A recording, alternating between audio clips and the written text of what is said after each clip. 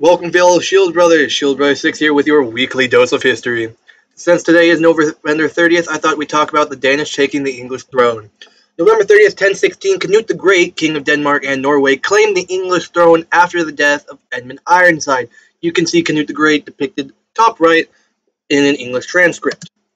After taking the English throne, Cnut created what was called at the time the North Sea Empire. It encompassed all of Norway, the southern tip of Sweden and Denmark, and a huge chunk of the British Isles, as you can see in this map to the left. You can see that he held a large compass of land, which he ultimately controlled the North Sea with, giving the name the North Sea Empire. With his conquest in the summer of 1015, Cnut's fleet set sail for England with a Danish army of perhaps about 10,000 soldiers, as estimated, in 200 longships. Cnut was at the head of an array of Vikings from all over the whole of Scandinavia. The invasion force was to engage in often close and grisly warfare with the English Anglo-Saxons for the next 14 months, which is a long time to be stabbing people. Practically all of the battles were fought against the eldest son of Athelred, the king at the time, Edmund Ironside, who would become Cnut's greatest enemy in taking the English throne. And you can see them engaging in an English transcript bottom left. Cnut would land in Wessex, in the southern tip of England, and push northward, having several battles on the way there, and siege London.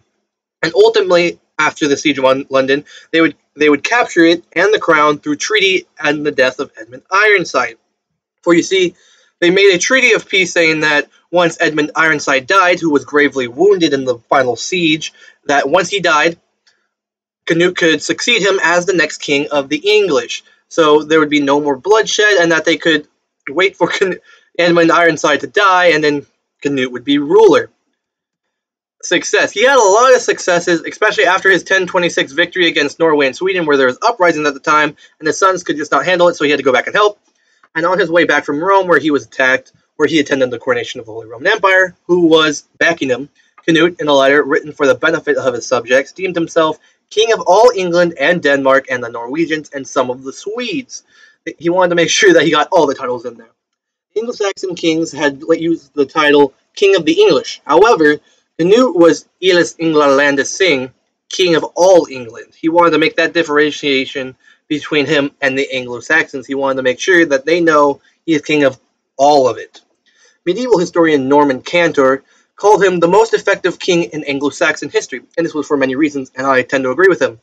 For at this time period, Cnut was the first one to raise a decent standing army, have open trade with several countries of Europe, have treaties with them, have a good control over all of England, and he was also a very just ruler in his decisions and his protection of the people, even the ones that he conquered, which is why I tend to believe that, along with Norman Cantor, that he was the most effective king in Anglo-Saxon history for that time period. I mean, it's not really fair to compare him against other kings of different times because of different situations, but for his time period, he was a very effective ruler for the Anglo-Saxon English.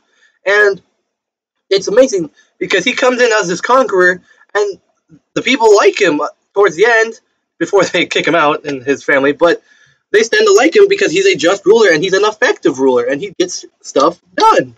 And so that's why on November 30th, 1016, I thought we'd honor that date with the showing of this video where, we remembered how the Danish conquered the English. And, I hope you enjoyed. If you like the content, please leave a like. If you want any suggestions, please leave a comment. And if you do not like this, please go ahead and leave a dislike.